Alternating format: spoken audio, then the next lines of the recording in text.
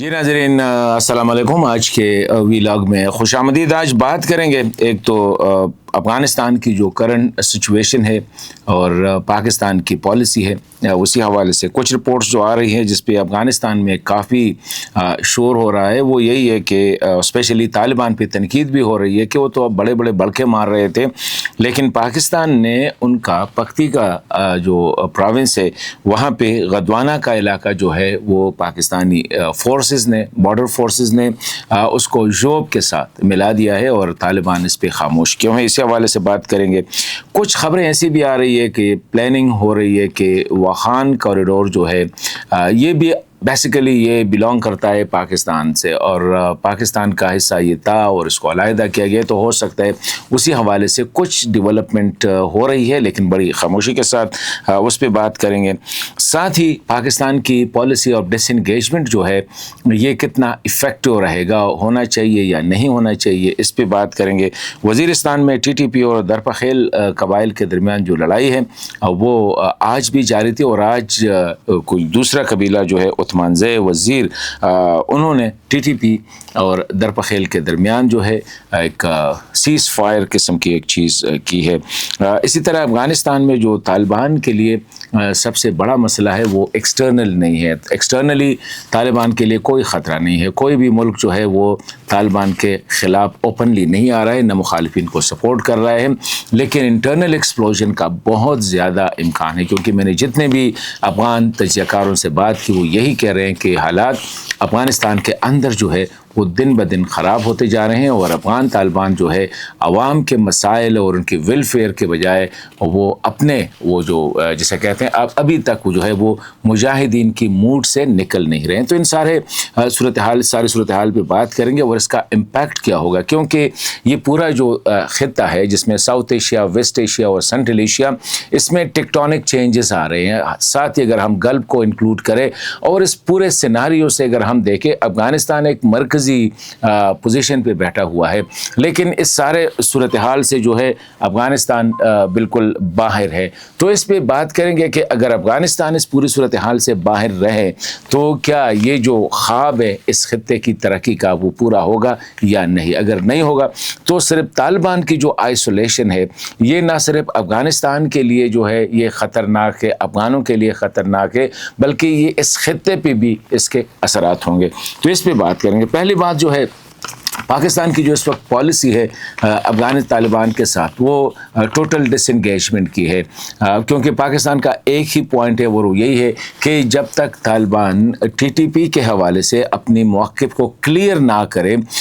उनको या निकाले या अगर निकालते नहीं है तो उनको उधर ही रखे, लेकिन अमन के साथ वो अब पाकिस्तान के ख़िलाफ़ अफ़गानिस्तान की सरज़मीन इस्तेमाल ना करे। जब तक वो ना हो तो मुकम्मल डिसएंगेजमेंट होगी, बॉर्डर मुकम्मल तौर पर बंद होगा, कोई कम्युनिकेशन को खोलने का इम्कान नहीं है, ना तिजारत और ना ट्रांजिट ट्रेड। इसी हवाले से पाकिस्तान ने जो एक मसला था सेंट्रल एशिया, हालांकि सेंट्रल एशिया के साथ पाकिस्तान की वैसे इतनी तिजारत है भी नहीं, 200 या 300 मिलियन डॉलर जो है वो उतनी बड़ी तिजारत नहीं है, लेकिन फिर भी पाकिस्तान ने उसके लिए अल्टरनेट रूट जो है फॉर टाइम बिंग, हो सकता है कि ये एक इतना बड़ा जो है लॉन्ग टर्म वाइबल ऑप्शन ना हो, लेकिन इस वक्त जो है पाकिस्तान ने वाया चीन और वाया ईरान जो है सेंट्रल एशियन ममालिक तक पहुंचने के लिए कुछ रास्ते जो है वो निकाले हैं, जो कि ज़ाहिर बात है कुछ टाइम ज़्यादा लगेगा, उस पर कुछ ख़र्चा ज़्यादा आएगा, लेकिन इंतज़ार यही है कि जब तक तालिबान का रवैया बदले और वो इंतखाब करे कि वो रियासत के साथ, रियासत पाकिस्तान के साथ चलना चाहते हैं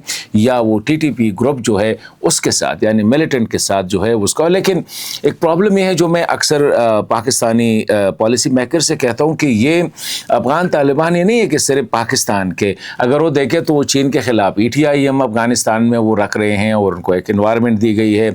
इस तरह उज़्बेकिस्तान इस्लामिक मूवमेंट भी उधर है, ताजिकिस्तान इस्लामिक मूवमेंट भी उधर है, इसी तरह अल-कायदा दीगर ग्रुप जो है वो सारे। अब ये हमारी समझ में नहीं आ रहा है कि अफ़गानिस्तान के जो हुक्मरान हैं इस वक्त तालिबान, वो क्यों जो है इन ग्रुप से बजाय इसके कि रियासतों से ताल्लुकात कायम करे, ताजिकिस्तान के साथ, उज़्बेकिस्तान के साथ, चीन के साथ, पाकिस्तान के साथ, और इन ग्रुप का सफाया करे ताकि अफ़गानिस्तान एक पुरअमन खित्ता बन जाए और अफ़गानों के उसके लिए बेहतरी के लिए वो काम करे। लेकिन बजाय अगर एक मिसाल हम दे दें तो ये پاکستان کے ساتھ جو تجارت بند ہے صرف افغانستان کا جو ہے $1 ملین پر ڈے نقصان ہوتا ہے. اس کا مطلب یہ ہے کہ $30 ملین جو ہے پر منتھ جو ہے اس کا نقصان ہو رہا ہے. تو اور اس کو کیلکولیٹ، اور یہ وہ پیسے ہیں جو سرکار کو جاتے ہیں، مطلب یہ جو تاجر وغیرہ جو ملینز آف ڈالر کرتے ہیں وہ علیحدہ ہے. تو یہ ایک بہت بڑی لاس ہے. لیکن اس کے باوجود طالبان پریفر کرتے ہیں ملیٹنٹس گروپ کو بجائے اس کے کہ ایک ریاست کے ساتھ وہ کرے. اس طرح تاجکستان، اس طرح چین بھی ناراض ہے، کیونکہ چین نے جو اسٹیٹمنٹ ریسنٹلی دیا تھا کہ افغانستان کا مسئلہ صرف دہشت گردی ہے، باقی نہ بارڈر مسئلہ ہے، نہ کوئی سیاسی مسائل ہے، کوئی اور مسائل نہیں ہے. تو میرے خیال میں اس پہ طالبان کو سوچنا چاہیے. اب یہ ہے کہ افغانستان واقعی اس وقت ایک نازک موڑ پہ ہے. وہ یہ ہے کہ طالبان کی پالیسی سے اندرونی طور پر لوگ جو ہے وہ خفا ہے، وہ ناراض ہے. سیاسی لیڈرشپ جو ہے وہ زیادہ تر باہر بیٹھی ہوئی ہے، اور اس وقت طالبان جو ہے مکمل آئسولیشن کا شکار ہے. کوئی انٹرنیشنل کمیونٹی نہ انگیج کرتی ہے، نہ لانگ ٹرم انگیجمنٹ کرنا چاہتے ہیں. جاب بیس جو ہے اگر کوئی ضرورت ہو تو ٹھیک ہے، ورنہ وہ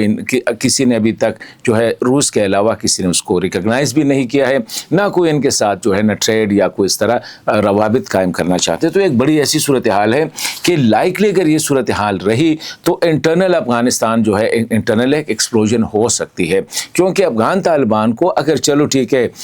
جو پڑوسی ممالک ہے ان کے ساتھ اگر روابط اچھے نہیں رکھنا چاہے، ایٹ لیسٹ اپنے عوام کے لیے تو ان کے پالیسیز میں چینجز آنی چاہیے. اپنی جو مخالفین ہیں ان کو بٹھانا چاہیے، کیونکہ اگر آپ نے پاکستان کے ساتھ یا دنیا میں اگر آپ انگیج کرنا چاہے تو یہ بہت بڑا ایسٹس ہے. یہ جو افغانستان کے جو پرانے لیڈرشپ ہے، اسپیشلی سیاسی اور جو جہادی لیڈرشپ جو سابقہ رہی ہے، ان کا ایک بڑا انفلوئنس ہو سکتا ہے. اس طرح اب ایک انٹرنل جو افغان طالبان پہ بہت بڑی تنقید ہو رہی ہے وہ یہ ان کی خاموشی ہے کہ پاکستان نے پکتیکا پراونس میں ایک علاقہ ہے جس کو گدوانا یا غدوانہ کہتے ہیں، جو کافی بڑا ہے. کوئی کہتے ہیں 32 کلومیٹر ہے، کوئی کہتا ہے زیادہ ہے یا کم ہے، لیکن ایک ایریا ہے. پاکستانی فورسز نے اس کو قبضہ کیا ہے اور باقاعدہ وہاں پہ پوسٹیں بنائی ہیں، کیونکہ وہ علاقہ ایسا تھا جہاں سے ایک کوریڈور کے طور پر کام کر رہا تھا. زیادہ تر ملیٹنٹ ادھر سے جو جوب کے علاقے میں آتے تھے اس کو جوب کا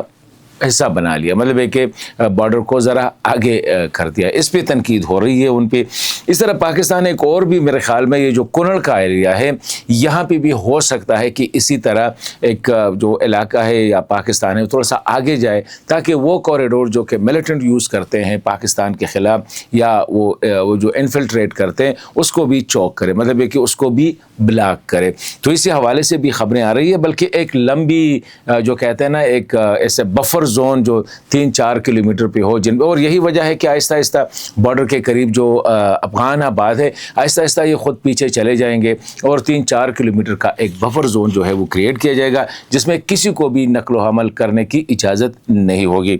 وہاں کے علاوہ حوالے سے بھی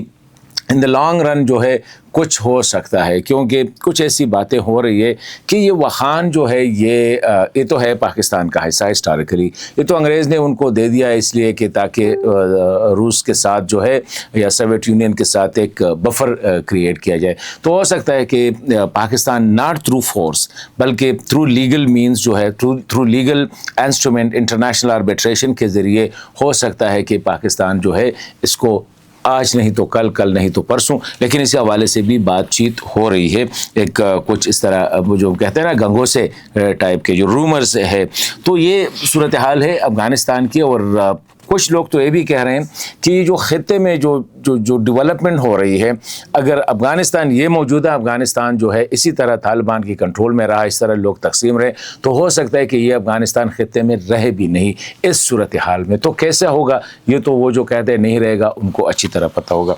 آخر میں یہ وزیرستان میں جو ٹی ٹی پی اور درپخیل قبائل کے درمیان جس میں وہ ملک جو تھے سیف اللہ درپخیل اس کو شہید کیا گیا تھا، اس کے بعد وہ سلسلہ جاری رہا. درپخیل قبائل نے ٹی ٹی پی کا پیچھا کیا اور کوشش کر رہے تھے کہ ان کو حالانکہ یہ ایسا علاقہ ہے، یہ درپخیل وہی قوم ہے جس نے سراج الدین حقانی صاحب کو کافی زیادہ ان کے حقانیوں کو جگہ دی تھی، زمین دی تھی وغیرہ وغیرہ. تو میرے خیال میں حقانی صاحب کو بھی کچھ نہ کچھ کرنا چاہیے. لیکن یہ جو عثمان زئی وزیر نے پخیلو اور ٹی ٹی پی کے درمیان وہ کیا ہے مطلب سیز فائر کیا ہے. میں سمجھتا ہوں کہ ریاست کو بھی اسٹیپ ان کرنا چاہیے اور ریاست کو قبائل کی طرف کھل کے کھڑا ہونا چاہیے، کیونکہ ایک تاثر ابھر رہا ہے کہ ریاست جو ہے ایز اے بائی اسٹینڈر ہے اور قبائل خود ملیٹنٹ کے ساتھ لڑ رہے ہیں. اجازت دیجیے، اللہ حافظ.